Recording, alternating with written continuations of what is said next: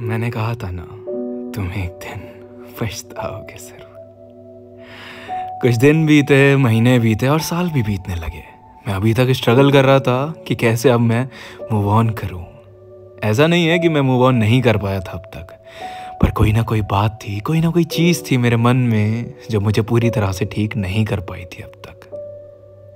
मैंने उसके जाने के बाद उससे कई बार कांटेक्ट करने की कोशिश करी, पर मुझे हमेशा एक ही चीज़ मिली उससे, इग्नोरेंस। और वो इग्नोरेंस मुझे जीने नहीं देता था। मुझे तकलीफ हुई, बहुत तकलीफ हुई, पर क्या करता मैं? ऑप्शन ही क्या था मेरे पास ज़िंदगी में आगे बढ़ने के अलावा? बहुत बार ख्याल आया कि जान दे दूं, पर उससे भी क्या होता? इतना बुज़दिल भी नहीं था मैं जो मैं किसी के धोखा देने पर खुद को और अपने परिवार वालों को सज़ा देता। मैं आगे बढ़ता चला गया, न रुका न थमा और ना ही पीछे मुड़ कर देखा।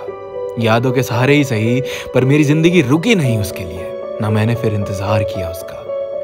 एक दिन मैं यूं ही बैठा था, किसी से बात कर रहा था फ़ोन पर, तभी पीछे से एक कॉल आने लगी मेरे पास।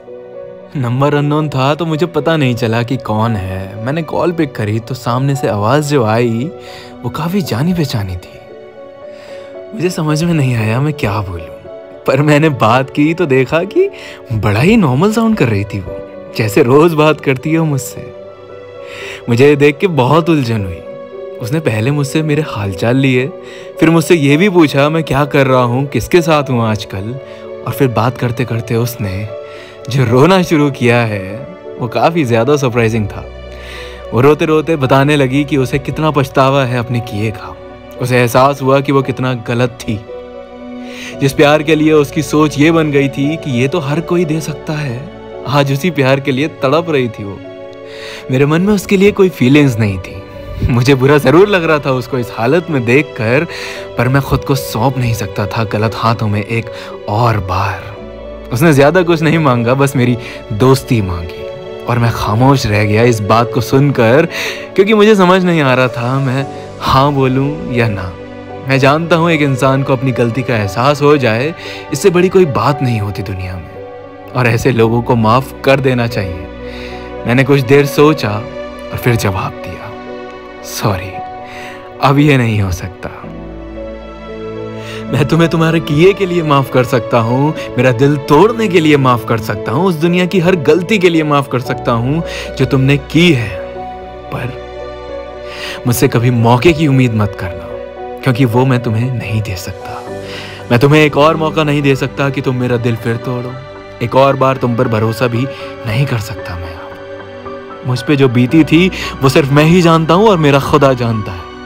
मैं एक और बार नहीं पिघल सकता, और ना कोशिश करना मुझे पिघलाने की अपनी केयर दिखाकर। सच कहूँ तो मुझे अब कोई फर्क ही नहीं पड़ता, और अगर पड़ता भी होगा तो मैं उसे अपनी कमजोरी नहीं बना सकता तुम्हारे आगे झुकने की, तुम्हें अपनाने की। इतना कहते ही मैंने फ़ोन रख दिया, और उस रात के बाद उस नंबर से कभी कोई ना कॉल आया और ना ही टेक्स्ट मैसेज।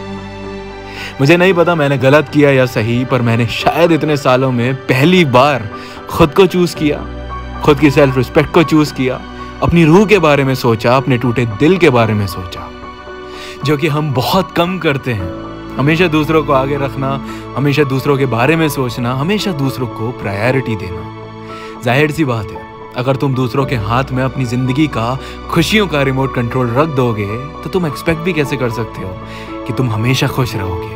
न इंसानों पे डिपेंड हो अपनी खुशियों को लेकर, और ना ही उन्हें अपनी कमज़ोरी बनाओ। चाहे कितने ही साल पुराना रिश्ता क्यों ना हो, टूटता है तो बेरहमी से ही टूटता है, और सब कुछ तोड़ के चला जाता है। ये उसका कर्मा था, जो उसके साथ भी वही हुआ जो उसने मेरे साथ भी किया।